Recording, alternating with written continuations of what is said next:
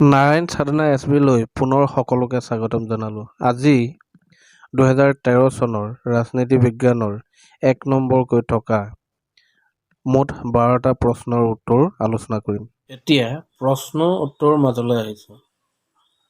সমসাময়িক বিশ্বৰ ৰাজনীতি 1. কোনটো দিন ৰাষ্ট্ৰসংঘ দিৱস হিচাপে উদযাপন কৰা হয়? উত্তৰ 24 অক্টোবৰ। 2. কোনখন ৰাষ্ট্ৰৰ পতনক দ্বিতীয় বিশ্বৰ পতন হিচাপে জনা যায়? উত্তৰ ছোভিয়েট ৰাছিয়া। 3 নম্বৰ, ভাৰতে কায়টো প্ৰট'কলত কেতিয়া স্বাক্ষৰ আৰু অনুমোদন কৰে?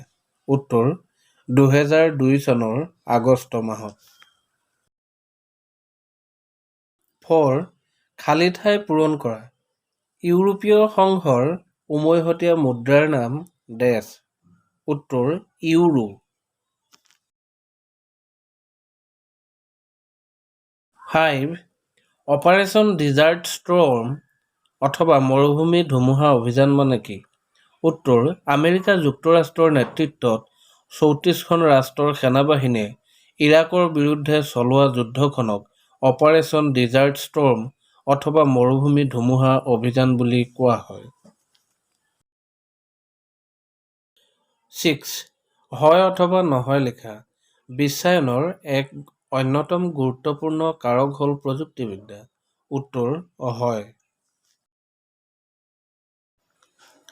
স্বাধীনোত্তৰ ভাৰতৰ ৰাজনীতি। খ শাখা 7 নম্বৰ, ভাৰতৰ দুগ্ধ মানৱ বুলি কাক কোৱা হয়? উত্তৰ ভাৰ্গিছ কুৰিয়েনক। 8 নম্বৰ, ভাৰতত প্ৰথমবাৰৰ বাবে আভ্যন্তৰীণ বিশৃংখলতাৰ কাৰণে জাতীয় জৰুৰীকালীন অৱস্থা কেতিয়া ঘোষণা কৰা হৈছিল? উত্তৰ 1975 চনৰ 24 জুনত।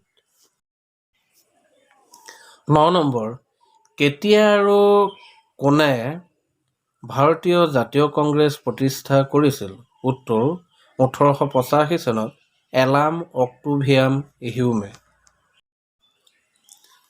10 নম্বৰ, দলিত পেন্থাৰ্ছৰ গঠন কিয় হৈছিল? উত্তৰ দলিত বা ভাৰতৰ পিছপৰা শ্ৰেণীৰ কল্যাণৰ হকে 1972 চনত মহাৰাষ্ট্ৰত দলিত পেন্থাৰ্ছৰ গঠন হৈছিল।